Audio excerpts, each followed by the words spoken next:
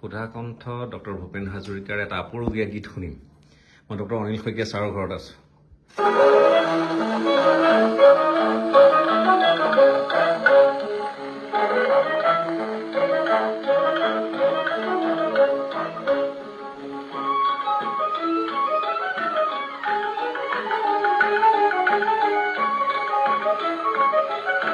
Sir এইটো 1936 চনত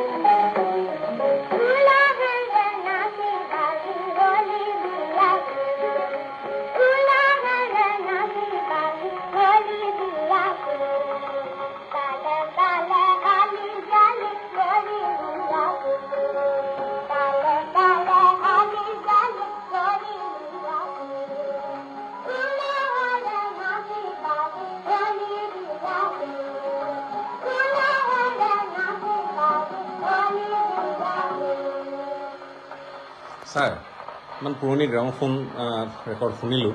আপুনি সংৰক্ষণ কৰি যথেষ্টখিনি ৰাখিছে, কিন্তু বৰ আপুৰুগীয়া সম্পদ এবিধ ৰাখিছে আপুনি। এই গীতটি বিষ্ণুপ্ৰসাদ ৰাভাৰ গীত। 1936 চনত বিষ্ণুপ্ৰসাদ ৰাভা জ্যোতিপ্ৰসাদ আগৰৱালা যেতিয়া কলিকতালৈ গৈছিল শোণিতকৌৰীৰ বাণীবদ্ধ কৰিবৰ কাৰণে, তেতিয়া বিষ্ণুপ্ৰসাদ ৰাভাই তৎকালীনভাৱে 4টা গীত ৰচনা কৰিছিল। এটা উলাহেৰে নাচি বাগি হলি বিয়া কুল, এটা কাষতে কলচি লৈ, এটা আজলি হিয়াৰ মাজে বিজুলী বান মাৰে ঠিক গজলৰ নিচিনা, তেনেকুৱা 4টা গীত ৰচনা কৰিছিলে। আৰু ভূপেন হাজৰিকাই হতুৱাই তেতিয়া 2খন ৰেকৰ্ড এনেকে বাণীবদ্ধ কৰাইছিলে 1936 চনত। তেতিয়া ভূপেন হাজৰিকাৰ বয়স কিমান হ'ব? 9 বছৰ। শিশু মোৰ সৌভাগ্য মই আপোনাৰ ইয়াত আহি শুনিবলৈ। ভূপেন হাজৰিকাৰ আমি ইয়াৰ আজি জন্মদিন, আজি আমি তেখেতক সোঁৱৰি আহিছোঁ কিছু সময় পূৰ্বে, আৰু তাৰ পাছত আপোনাৰ ঘৰত আহি গ্ৰামোফোনত তেখেতৰ এটি পুৰণি, অথচ মই ভাবোঁ যে মোৰ কাৰণেতো যথেষ্ট আপুৰুগীয়া সুধাকণ্ঠৰ এনে গীত শুনিবলৈ পোৱাটো মুহূৰ্তটো মোৰ কাৰণে যথেষ্ট গৌৰৱৰ ক্ষণ বুলি মই ভাবোঁ। হয়, ধন্যবাদ ছাৰ, বহুত ধন্যবাদ। আশীৰ্বাদ কৰিব। আৰু সুধাকণ্ঠৰ গীত বুলিয়েই নহয়, এনে বহু গ্ৰামোফোন ৰেকৰ্ড ছাৰ তাত আছে। কেতিয়াবা সময় আৰু আজৰি পালে মই আপোনাৰ পৰা প্ৰতিশ্ৰুতি লৈছোঁ, আপুনি কিন্তু ঠিক আছে সময় দিব লাগিব। গীত আছে Tamil, Telugu, Oriya, Chinese, Japanese, Mozart, Beethoven, তেনেকে জ্যোতিপ্ৰসাদ, বিষ্ণুপ্ৰসাদ ৰাভা, মৃত্যুদেৱ মহন্ত, প্ৰফেচাৰ ৰাৱণ, তেনেকুৱা শংকৰদেৱৰ পাল্লা, বহাগীৰ পাল্লা, সেইবিলাক ইয়াত আছে। আহিম ছাৰ, সময় লৈ আহিম, মই সুন্দৰকৈ বহিম মই আপোনাৰ লগত।